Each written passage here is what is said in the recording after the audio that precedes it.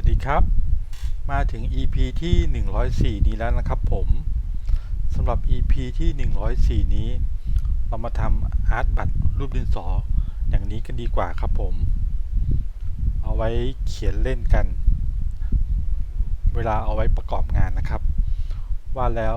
เราก็ไปเริ่มทำกันเลยครับผมเริ่มแรกนะครับเราก็เตรียมรูปดินสอที่เราจะเอามาทำอาร์ตบัตรไว้นะครับผมเมื่อกี้เป็นสีเขียวคราวนี้ผมก็จะใช้เป็นสีแดงนี้นะครับเพื่อจะได้เห็นซึ่งความแตกต่างจากนั้นนะครับผมเราCopyออกมาเผื่อไว้ก่อนแล้วก็หมุนมาทางขวาให้เป็นแนวนอนอย่างนี้นะครับมันจะได้สะดวกเวลาในการสร้างอาร์ตบัตรนะครับเลือกรูปดินสอที่เราจะเอามาสร้างอาร์ตบัตรนะครับมาที่ Panel Budget นี้นะครับผมแล้วก็มาที่ปุ่ม New Art บัตรนี้นะครับผม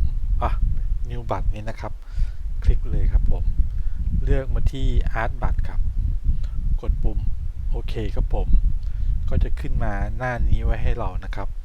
เราจะเลือกเป็น Red ก่อนแล้วกันนะครับ Red 1นะครับตั้งชื่อว่าเป็น Red 1เพราะเดี๋ยวเราจะมีการมาปรับค่ากันอีกนิดนึงนะครับกดปุ่มโอเคครับเท่านี้เราก็จะได้อาร์ตบัตรของเรามาแล้วนะครับเรามาวาดกันดูนะครับนี่คืออาร์ตบัตรแบบที่เราเลือกแบบแรกนะครับถ้าเกิดสังเกตดูนะครับตรงที่ปลายดินสอเนี่ยมันจะสัดส่วนมันจะผิดเพี้ยนไปนะครับแต่เรามีวิธีตั้งค่านะครับงั้นเรามาลองดูกันอีกครั้งหนึ่งคราวนี้เราก็จะมาเดี๋ยวอันนี้เราตั้งไว้ก่อนนะครับเป็นของ Red 1ตอนนี้เราทำอาร์ตบัตรแบบแรกเรียบร้อยนะครับคราวนี้เรามาอีกครั้งหนึ่งนะครับเป็น Red 2มาเลือกที่รูปที่เราจะเอามาทำอาร์ตบัตรเหมือนเดิมนะครับมาที่สร้าง New บัตรเป็นอาร์ตบัตรกดปุ่มโอเคครับอันนี้ก็จะเป็น Red 2นะครับแล้วตรงนี้นะครับของ Red 1เนี่ยเราจะเลือกเป็น Start to Fit Stroke Length ใช่ไหมครับแต่ของ Red 2เนี่ยเรามาคลิกด้านล่างเลยนะครับมาปรับในตรงส่วนนี้นะครับให้สำหรับนี้ก็จะเราจะไม่ให้ในส่วนปลายดินสอมียืดไปผิดเพี้ยนนะครับผมแล้วก็ส่วนยางลบก็เหมือนกันก็เลื่อนมาเข้ามานะครับในช่วงที่แบบยืดไปเนี่ยในส่วนตรงนี้ครับจะยืดไปโดยอัตโนมัติแต่สัดส่วนของปลายกับยางลบเนี่ยจะเท่าเดิมนะครับ